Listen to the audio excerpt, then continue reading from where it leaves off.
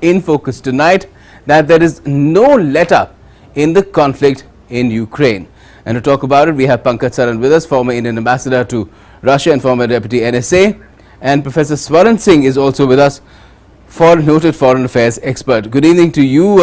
Professor Swaran Singh, what do you make of the prospect of the conflict itself right now? We're hearing the Russians are claiming that, the Ukrainians have confirmed that they've got Chernobyl, they've got a key island in the Black Sea. They have got an airport. They've got hold of an airport very close to Kyiv. Kyiv then perhaps looks like it's a matter of time before it could fall as well, and it's a debatable point as to how long can it really stand up to the Russian onslaught. So in that scenario, how do you think this entire approach of talks will be taken? I think in spite of contested claims of each side showcasing its achievements, neither side is denying that Russian forces have now entered Kyiv. And as you just mentioned, the fall of Kyiv seems likely. In that case, the only messages that are relevant to look at the trajectory of this conflict is messages coming from Kremlin, from Moscow.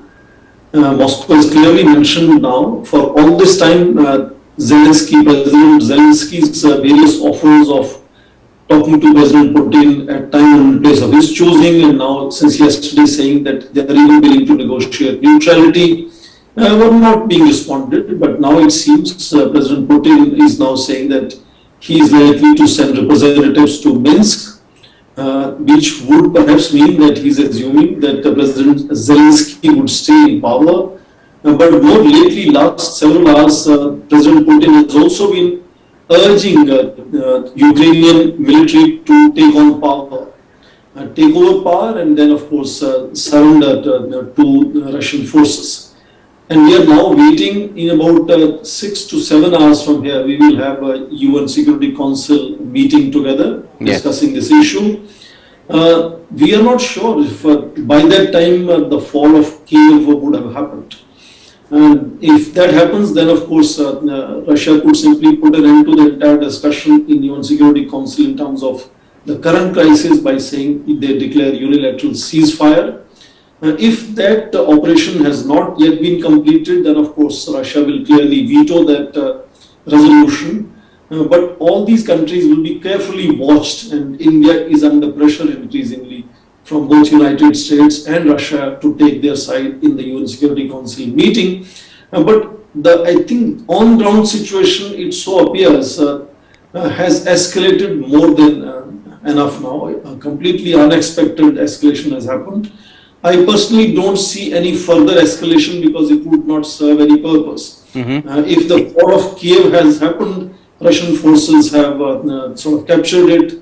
I don't see anything else to be achieved. The only, in just 10 seconds, the only other force which is emerging and could circumscribe Russia's response is both within Russia. Several cities are having protests, and several major cities around the world are now beginning to have these protests. I think this whole talk of sanctions is not something that has delivered so far. But the prospect does seem to be a bit of a distant possibility at the moment. Professor Shyam Saran, what do you make of this situation where, of course, there are sanctions, more and more sanctions have been brought forth, and like Mr. Saran pointed out, it may create difficulties for a lot of countries, including India.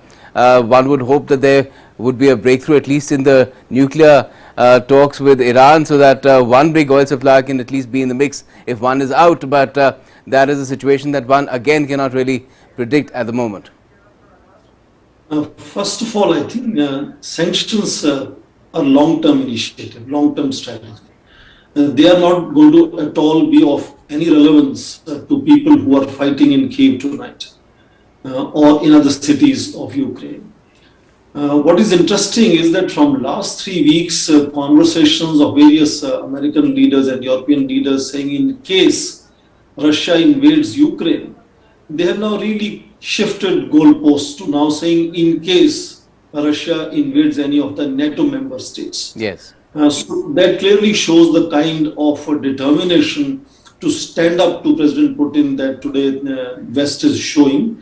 So what we see here is a larger crack in the international order, or the redefinition of international order, in which Putin is kind of showcasing his pure brute military force, and how he can really push around some of the international events and decisions. So sanctions therefore have already been there on Russia. Sanctions will be there. More sanctions are welcome. But even on sanctions, there are varying voices within NATO, within American friendly allies. Second Especially on important point, SWIFT. very quickly, two more points. One, that countries that slap sanctions, they also get affected. And countries that are targeted by sanctions, they can find alternative partners.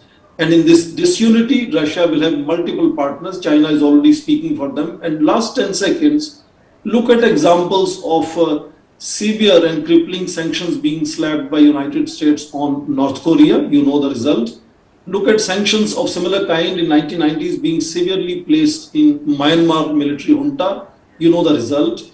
India has also been subject to sanctions. So this is nothing but a hogwash, and to really disown that responsibility that United States and NATO has. And I think this is in that sense an inflection point of underlining this so-called relative decline of United States. And Putin has understood that, and he's really pushing it hard to use this occasion, not just change a regime change in Kyiv, or in some sense maybe somehow seek influence and put peacekeepers in parts of Ukraine. He's looking at a bigger redefinition of equations with the United States and NATO allies. So far he's successful.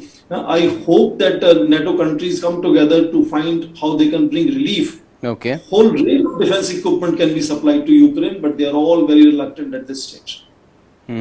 And of course, Kyiv is also getting cut off every moment that passes, from Western supplies as well. So that is, yes, certainly, Professor Singh. What do you make of, we've done this in the past as well, several times, but right now, again, there's a huge lot of concern. There's a raging conflict on, and in the middle of that, such an exercise, and the government sparing no expenses, saying that all the costs will be borne by the government as well. The panic which is around in Ukraine today, and the magnitude and the number of Indian students that are being rescued, it's going to perhaps showcase India's capabilities and of course diplomatic finesse. The Indian foreign minister is in conversation with all the neighboring countries. Romania, Hungary, Poland, I see are the routes from where I think these students could be moved on land, and then of course through air transport from there. And of course, I think the greatest gesture, which brings enormous confidence to people in such panic situations, is that the entire expenditure for this whole exercise will be borne by the central government of India. And that itself is a great gesture. And I assume even with all the flight difficulties, there are cases of few flights from here and there moving already. And reports are that they are going to come to India over a period of time. Indian Navy has often showcased its enormous capability to do such rescue operations, and one could potentially think of the Black Sea and Mediterranean route also potentially opening up. Indian Air Force has offered itself clearly to be standing by in any case if Government of India wants them to sort of come in and participate in any manner. So this is going to be an enormous kind of exercise, which will of course be, Government of India is saying this is the top priority #1 for us as far as Ukraine crisis is concerned. But if you recall it, let's say several years back, this could potentially become, an example of what India has been doing, and in this case, what India is capable of doing. But we hope that, we don't have to really go that far. Ceasefire should be, possibility even earlier than we are thinking of. And in that sense, I think this is also an interesting case where India can, in that sense, do several other things. India is already working on students continuing with their online classes even when they are moving back to India. India is working with all the universities. So that I think is a very good example how a country really cares for its citizens abroad, and how in times of difficulty India has the capability, intention and wherewithal, and of course the diplomatic equations to ensure that their safety and security is ensured. Let's hope that happens. We haven't seen any evidence of that as yet, and a lot of it, I guess, also hinges on how long can Kyiv really hold out, and there is again a lot of debate about that as well, Professor Singh. I fully agree with you. I think unlike someone who has had official career, as an academic, we try to sometimes even hazard a guess or read between the lines.